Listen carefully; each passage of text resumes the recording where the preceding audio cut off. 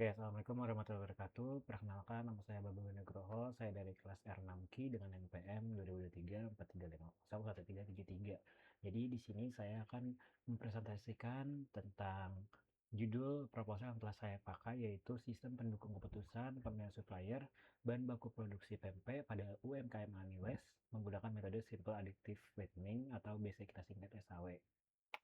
Oke, pada kesempatan kali ini saya akan mempresentasikan.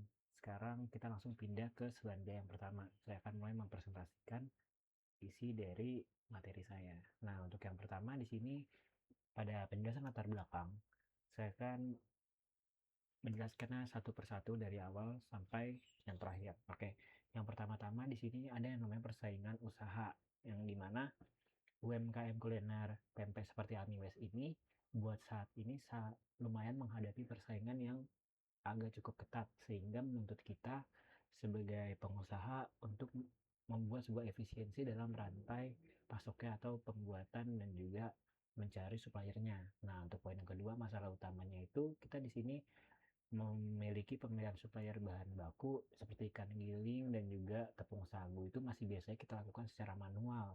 Nah, jadi itu masih manual dan juga subjektif, kayak misalkan dari toko-toko atau tempat yang udah biasa kita datengin ataupun yang udah jadi langganan. Nah, itu kan kita jadinya tuh bukan berdasarkan sebuah penilaian yang objektif atau jelas dari poin, harga, dan lain-lainnya kan. Nah, itu poin ketiganya, dampaknya apa sih karena masih menggunakan itu? Nah, dampak yang terjadi itu cukup lumayan signifikan ya, yaitu kualitas bahan bakunya tuh kadang yang masih fluktuatif dan juga keterlambatan pengiriman masih suka terjadi, sama masih ada kayak kekosongan dari bahan bakunya, kayak masih belum belum siap nih, bahan baku yang ini belum ada dan lain-lain. Nah, itu yang membuat kita jadi susah atau dampak negatif dalam pembuatan usahanya. Nah, terus yang keempat yaitu adalah solusi yang kita butuhkan tuh di sini apa sih? Nah, kita itu di sini membutuhkan yang namanya sistem pendukung keputusan atau SPK ini, yang makanya saya buat dengan berbasis metode Simple Additive Sweetening atau SAW, agar sebuah proses yang kita ambil pengambilan keputusannya itu lebih jelas, lebih objektif, dan juga transparan serta terstruktur. Nah, oke, kita langsung lanjut ke slide yang kedua. Di sini di selandia kedua itu saya akan menjelaskan tentang batasan, rumusan masalah, dan juga tujuan dari penelitian yang ingin dilakukan. Nah, untuk batasan masalahnya di sini, batasan masalahnya itu dalam penelitian itu ada 4 poin ya. Yang pertama itu objek penelitiannya dibatasi pada dua bahan baku utama. Di sini saya menggunakan yang yaitu ikan giling dan juga tepung sagu sebagai dua bahan baku utama yang biasanya dipakai untuk dalam pembuatan pempek. Nah, yang kedua itu metode SPK yang digunakan dibatasi hanya pada metode SAW saja sebagai algoritma tunggal. Itu saya menggunakannya hanya menjadi algoritma tunggal, yaitu SAW saja yang saya pakai. Nah, yang ketiga terdapat 4 kriteria utama yang digunakan, yaitu harga, ada kualitas, ada ketepatan waktu, dan juga pelayanan supplier. Nah, itu 4 poin utama yang saya pakai untuk dalam penilaian. Nah, yang keempat, di sini kita data alternatifnya itu dibatasi pada beberapa kandidat kandidat pemasok lokal yang selama ini bekerja sama dengan UMKM Amigos.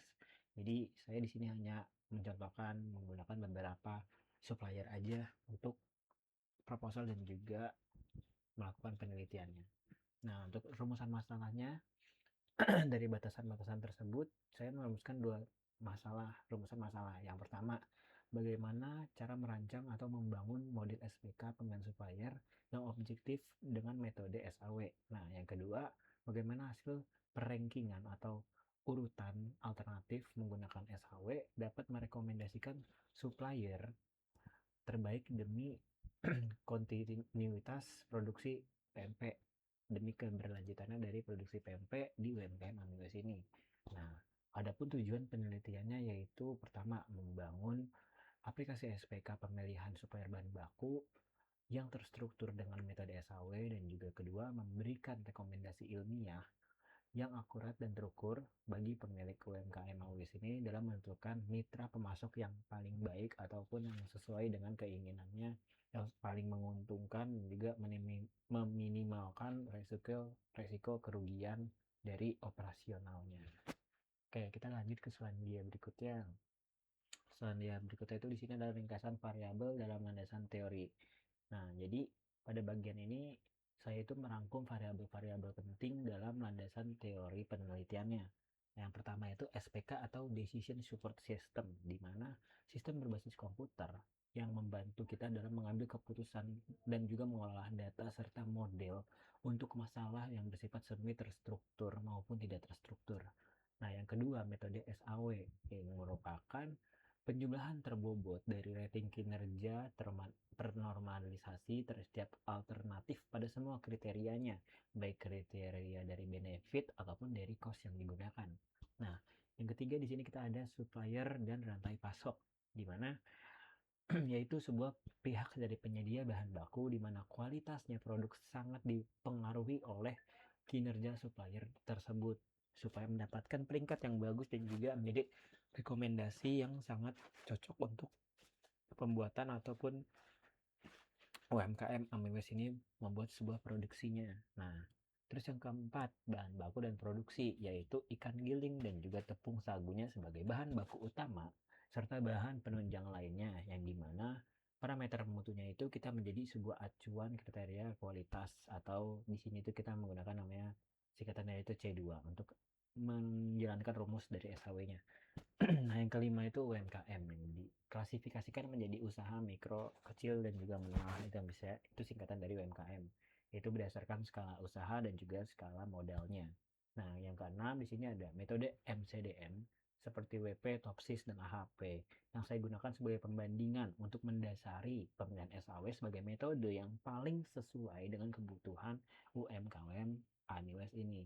Jadi kita membandingkan kira-kira mana nih metode yang paling cocok buat menjalankan atau membuat aplikasi yang dalam pemilihan supplier terbaik di UMKM Ambilus ini. Dan yang terakhir itu kriteria evaluasi pemasoknya. Itu harga kualitas bahan baku, ketetapan waktu pengiriman, terus ada pelayanan, serta yang menjadi saya adopsi itu dia menjadi kriteria C1 sampai dengan C4. Nah, itu seperti yang tadi di contohnya sudah ada C2 di bagian bahan baku dan juga produksi.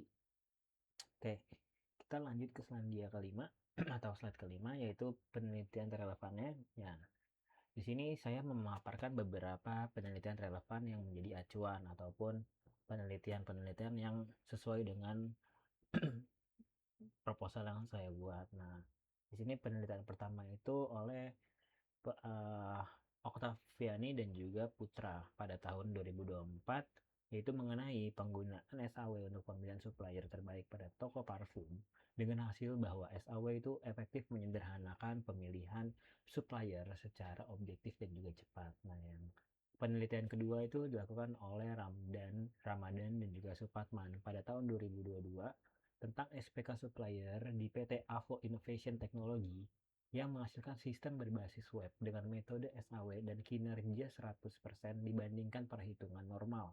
Jadi itu sangat lumayan jauh banget ataupun sangat berguna banget metode SAW ini dalam pemilihan suppliernya. Oke, penelitian ketiga di sini saya mengambil dari Mawadah dan juga kawan-kawan ya. Dia dibuat pada tahun 2025. Mereka membuat penelitian tentang SPK supplier di toko grosir Dua Putri yang menghasilkan sistem berbasis web dengan PHP dan juga MySQL dengan tingkat kepuasan pengguna sebesar 97,5%. Nah, yang keempat, oleh Leani dan Purnomo pada tahun 2025 tentang rekomendasi supplier bumbu dapur di rumah makan Mutbae dengan akurasi sistemnya itu sebesar 80% dari dari 8 dari 10 supplier sesuai dengan rekomendasi manual atau sesuai dengan apa yang diinginkannya.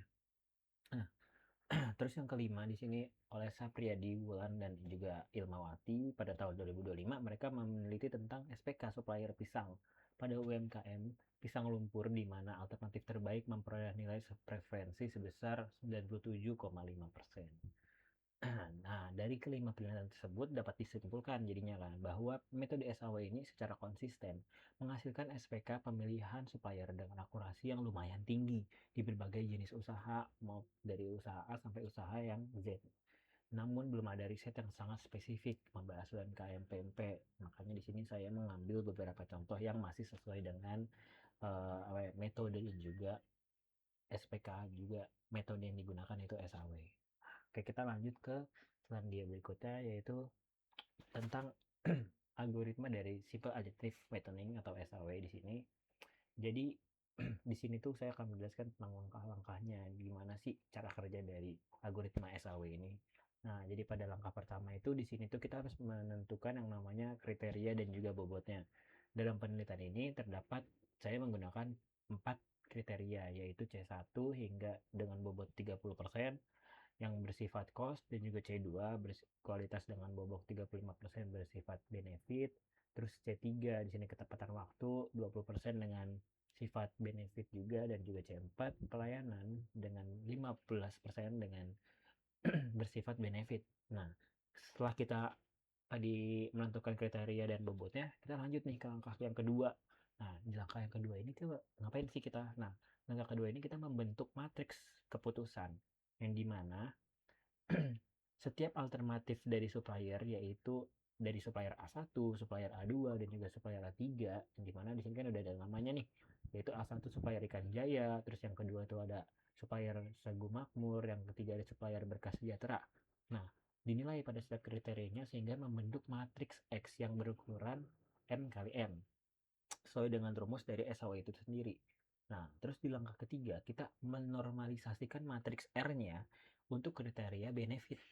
Rumusan rumusan RIJ-nya sama dengan XIJ yang dimana di sini dibagi dari nilai max XIJ-nya, sedangkan untuk kriteria cost-nya rumusnya RIJ sama dengan nilai minimum XIJ dibagi dengan XIJ. Nah, jadi ini tuh rumusnya dari perhitungan untuk benefit ya.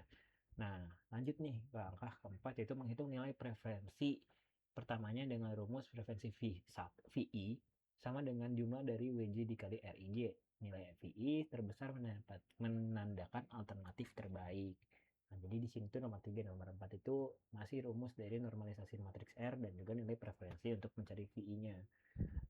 Nah, jadi yang untuk yang kelima langsung tinggal bisa kita melakukan rankingan alternatif di mana alternatif diurutkan menurun berdasarkan nilai dari VI atau hasil nilai tertingginya nanti dia bakal menjadi rekomendasi supplier terbaik. Jadi VI itu sih VI ini tuh adalah uh, hasil dari penilaian uh, hasil dari penilaian uh, alternatif supplier yang kita pakai ada tiga kan di sini. Nah, jadi nanti yang mendapatkan nilai VA terbanyak atau nilai total terbanyak dia bakal menjadi apa namanya peringkat nomor satu rekomendasi yang bisa kita pakai untuk menjadi supplier kita dan melakukan apa namanya untuk melakukan produktivitas secara terus menerus supaya kita bisa mendapatkan untung yang besar dan juga ketepatan dalam membuat produk dan juga tidak memiliki rugi yang begitu besar.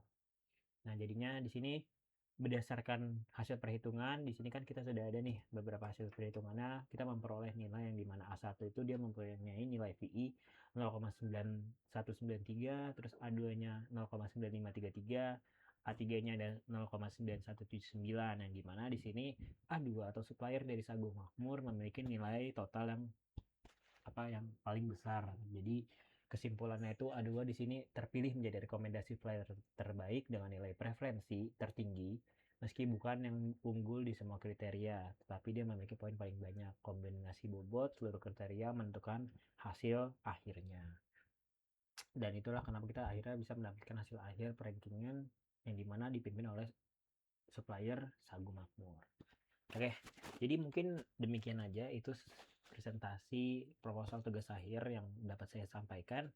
Besar harapan semoga penelitian ini ataupun tugas ini bisa memberikan ilmu yang lumayan bermanfaat dan juga bisa menghasilkan kontribusi yang bagus dalam pengajaran. Bila saya ada salah kata, saya mohon maaf. Terima kasih atas perhatiannya. Wassalamualaikum warahmatullahi wabarakatuh. Saya Babulan Agro, saya Pak.